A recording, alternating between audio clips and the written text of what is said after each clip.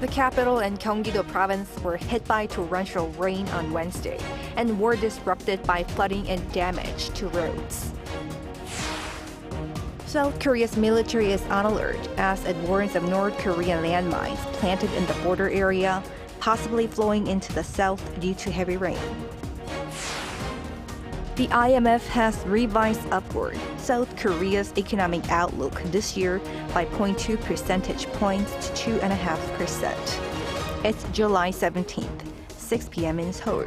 This is Newscenter. Thank you for joining us. I'm Yoon Jung-min.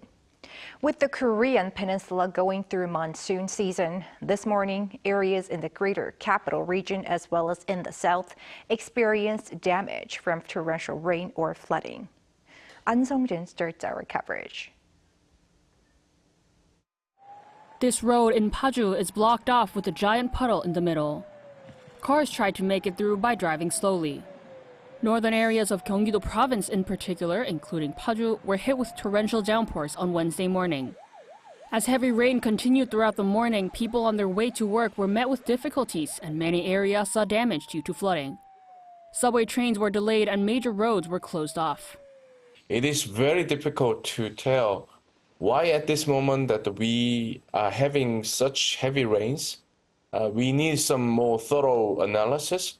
But because of so much humidity due to the global warming, that could, drive this very, very heavy downpours. For the first time this year, the Korean Meteorological Administration on Wednesday sent out emergency alert messages due to the heavy rain warnings in the Seoul metropolitan area. 20 alert messages were sent out around the capital and northern Gyeonggi-do province. The warnings were later lifted except for the northern parts of Gyeonggi-do province. More than 300 cases of heavy rain-related damage were reported on Wednesday, and in Jeollanam-do province, which has already experienced heavy rain this summer, there are more than 200 cases of house and rice field flooding as well as road damage. In addition, more than 500 people have been forced to evacuate due to the risk of flooding and landslides. A dam located along the Bukhangang River opened its floodgates for the first time this year to control the water levels. The amount of the water that comes down within very short time is very much. So that means it can lead to flash flood. Even it's not hard this time when you try to go out, you shouldn't go. You shouldn't take those things particularly in these seasons. There was a brief lull on Wednesday afternoon, but rain is expected to continue till early Thursday morning. An Sung-jin, Arirang News. And heavy rain is causing concerns near the inter-Korean border area as South Korea's military warns that North Korean landmines could get swept up by rainwater and flow into the south, posing a possible threat to people in the country. Our defense correspondent Choi Min-jung reports. Earlier this week, North Korea hinted that it could adopt a new tactic besides sending trash balloons to counter the anti-Pyongyang leaflet campaign. South Korea's defense ministry believes this could involve landmines flowing into the south amid the ongoing downpours across the peninsula. North Korea has been planting mines on its side of the demilitarized zone since April. The defense ministry estimates that tens of thousands have been newly planted since, with some installed near rivers shared by the two Koreas. There's a possibility that mines could flow down from the north as a new form of provocation, or it could be the heavy rain. It could also release water from its Hwanggang Dam, as has been the case in the past. We must prepare to prevent damage to our soldiers and citizens. The mines are leaf-shaped or made of wood. The Defense Ministry advises the public to refrain from touching suspected landmines and report them immediately to the police or the ministry if spotted. The government is also bracing for other forms of North Korean provocations, including potential gun and artillery shots. Despite the harsh weather conditions involving heat waves and heavy downpours, North Korea doesn't appear to be halting its construction work near the inter-Korean border. According to the Defense Ministry, North Korean soldiers appear to be working 12 hours a day, with some facing health issues due to mines exploding as well as scorching heat. Choi Min-jung, Arirang News. U.S. federal prosecutors have charged a former CIA analyst, Sumi Terry, a pro-Korea scholar who's also an expert on North Korea, of working for the South Korean government in exchange for gifts. It's seen as an unexpected event by pundits. Kim Jong-sil explains. Federal prosecutors in New York have charged Sumi Terry for failing to register under the U.S. Federal Foreign Agents Registration Act and for conspiring to violate it. The U.S. government requires individuals acting as agents for foreign principals to register and publicly disclose their relationships and activities so that it can evaluate them. The New York prosecutors say Ms. Terry did not register despite engaging in extensive activities for and at the direction of the South Korean government. According to the indictment released on Tuesday, she began operating as a foreign agent in June 2013 when she was first contacted by an intelligence officer posing as a diplomat for the South Korean mission to the UN. It said she accepted designer handbags and expensive meals in exchange for information and lobbying over the next 10 years. The indictment said she also received at least $37,000 in covert payments. Ms. Terry's lawyer released a statement saying that the allegations were unfounded and distorted the work of a scholar and news analyst known for her independence and years of service to the United States. Born in 1972, Ms. Terry moved to the U.S. when she was 12 years old. After getting her PhD in international relations, she worked at the CIA as well as the U.S. National Security Council. Pundits say the indictment comes as a surprise, as for the past decade she was just working as a scholar in the academic field. Analysts also say the indictment could potentially shrivel the development and research of pro-Korea scholars in the U.S., who are significantly lacking in influence and impact compared to pro-Japan scholars. The South Korean National Intelligence Service released a brief comment on Wednesday, saying it's closely communicating with the U.S. intelligence agencies, referring to the indictment. Kim Jong-sil, Arirang News. Global financial institutions have raised their growth projections for South Korea this year as the country's exports accelerated its economic expansion in the first quarter. Lee Soo-jin has the details. The International Monetary Fund has upgraded its growth forecast for South Korea's economy this year to 2.5%. The IMF, which publishes its World Economic Outlook in January, April, July, and October each year, on Tuesday raised its growth outlook 0.2 percentage points from the 2.3% forecast made in April. The projection is the same as the Asian Development Bank's supplementary growth forecast released on Wednesday when it revised upward South Korea's economic outlook to 2.5% from its April report of 2.2%.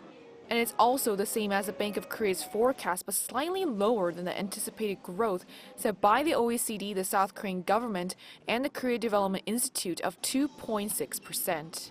The boost in South Korea's growth forecast by both the IMF and the ADB was mostly due to its faster-than-expected growth in the first quarter of 1.3% on the back of robust exports.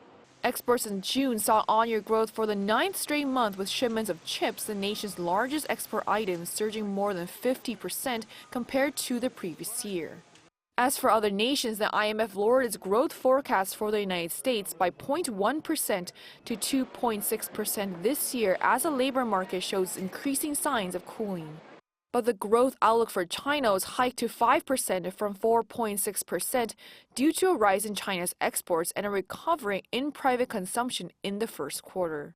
Regarding the global outlook for this year, the IMF kept it steady at 3.2% with a slightly stronger growth of 3.3% for 2025. While this year's projection was kept steady, it remains tepid considering how the global economy expanded 3.8% on average before the pandemic. Near-term risks have become more prominent. These risks may result in higher for even longer interest rates, which in turn increases external, fiscal, and financial risks. Additionally, significant swings in economic policy around election could lead to fiscal slippages and heightened protectionism. And near-term risks aside, the IMF said that policymakers need to make it their priority to restore price stability and that strengthening multilateral cooperation is essential to addressing global challenges. Lee Soo-jin, Arirang News.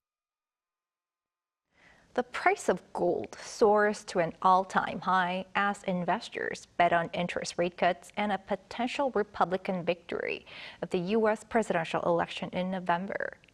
Lee Seung-jae has numbers.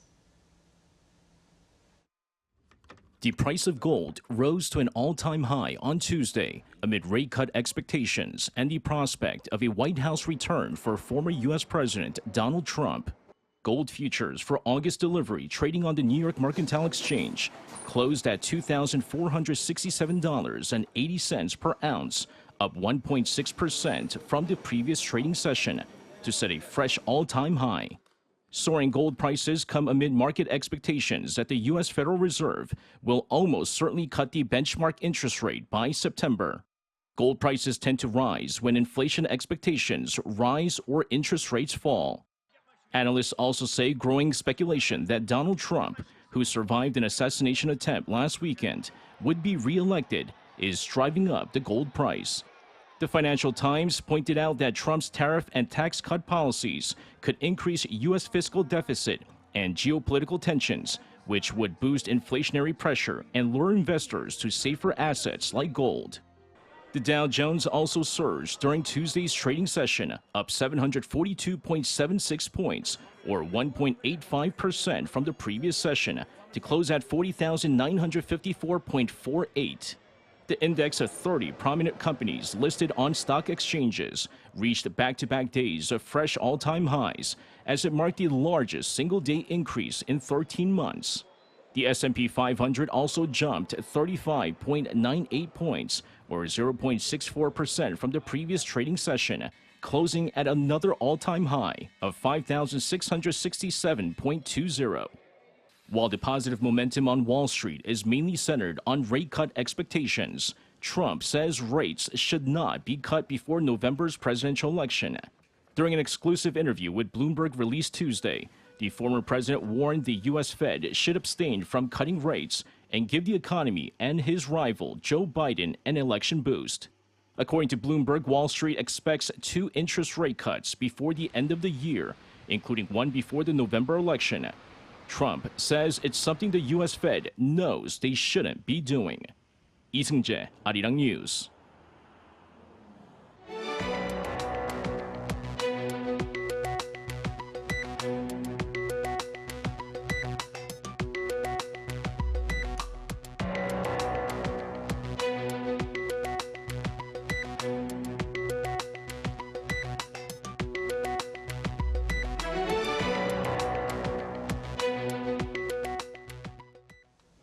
Today marks the 76th anniversary of the proclamation of the first Constitution of the Republic of Korea.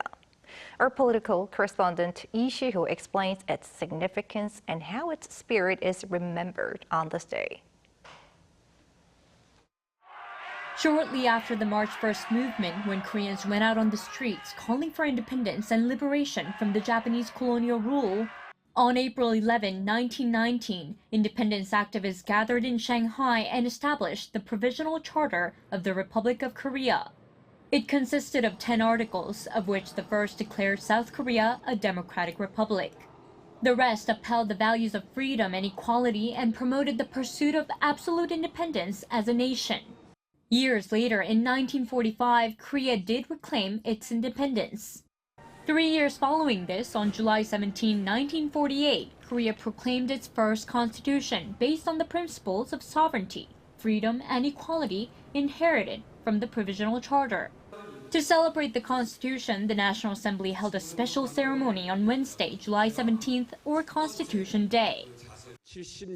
The first constitution of the Republic of Korea that laid the foundations of the country amid the joy of liberation and the chaos of division still teaches us many lessons. The spirit and values from the first constitution are our assets and a stepping stone for our leap forward. Since its founding, the Supreme Law has undergone 9 changes or constitutional amendments. Today, it consists of 10 chapters with 103 articles. The sovereignty of the Republic of Korea shall reside in the people, and all state authority shall emanate from the people. These are the words from the first article of the Constitution, which has upheld the ideals and values of South Korea and its people for 76 years. Despite political, socio-economic, and cultural changes, it has and will continue to define the people's rights to freedom and happiness. Lee Si-ho, Arirang News.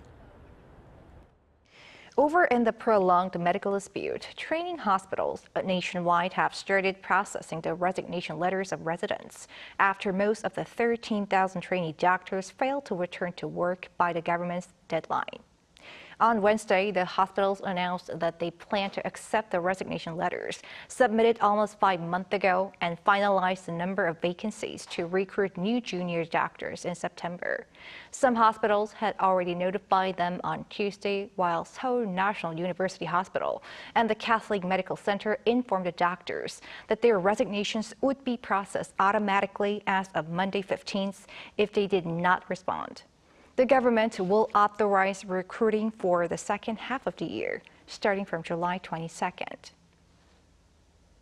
On the cultural front, the Paris Opera Ballet, one of the most prestigious ballet companies in the world, is holding a gala performance here in the capital from this weekend.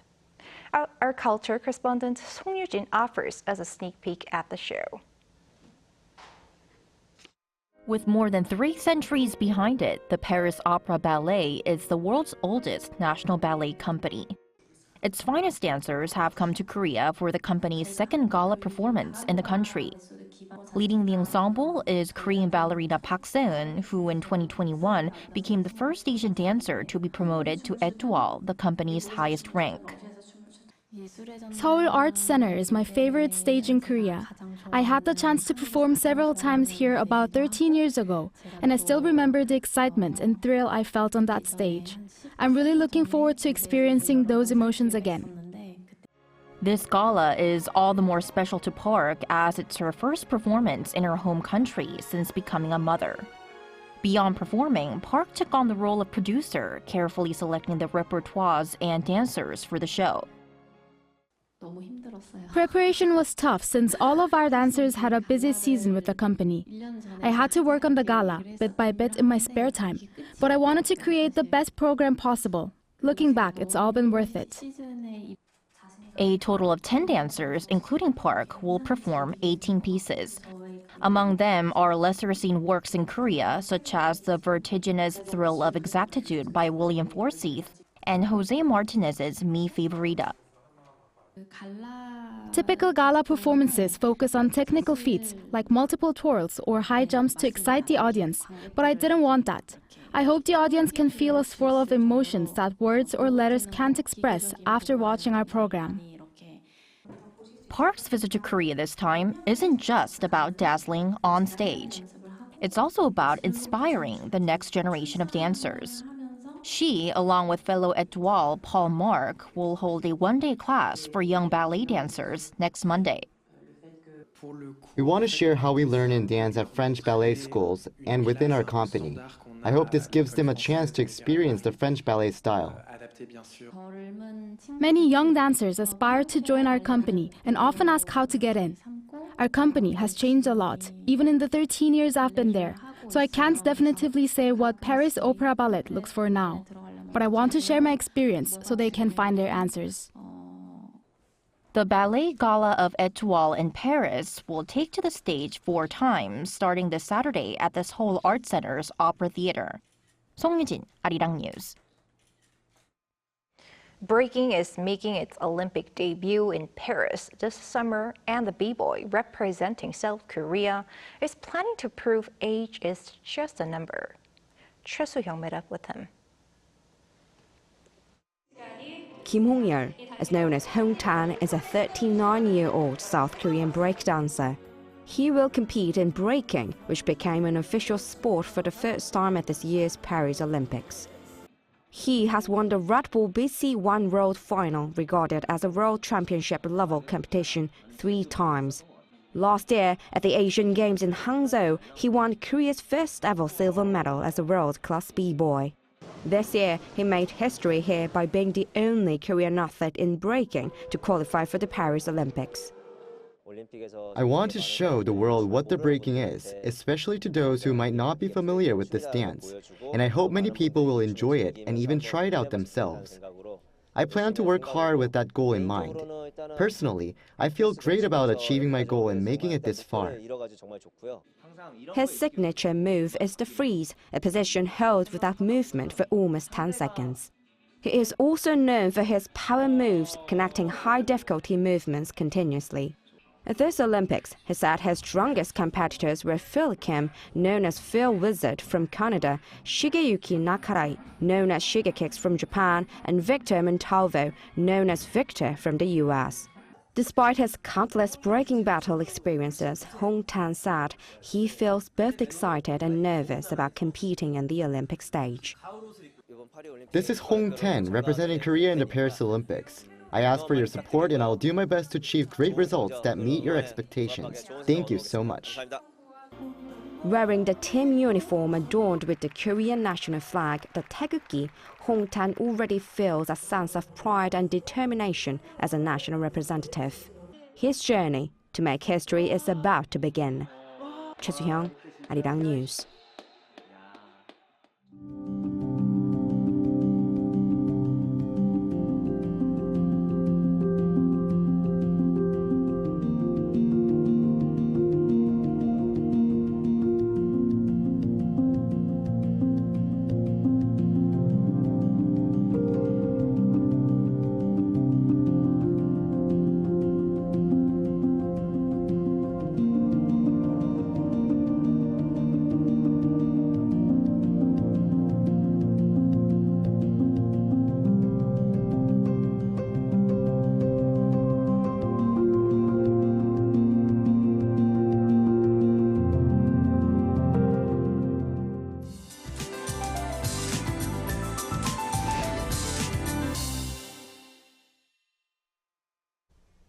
The rain has subsided for the time being in Seoul, but between tonight and tomorrow morning, more extreme rain is expected in the Seoul metropolitan area and the Chungcheongdo provinces.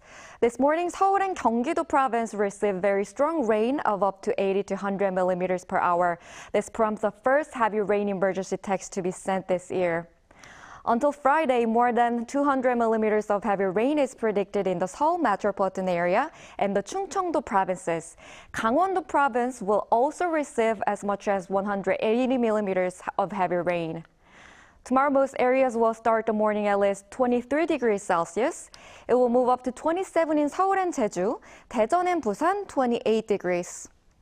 Please be careful as there is a landslide crisis warning in place. That's all for Korea. Here are the weather conditions around the world.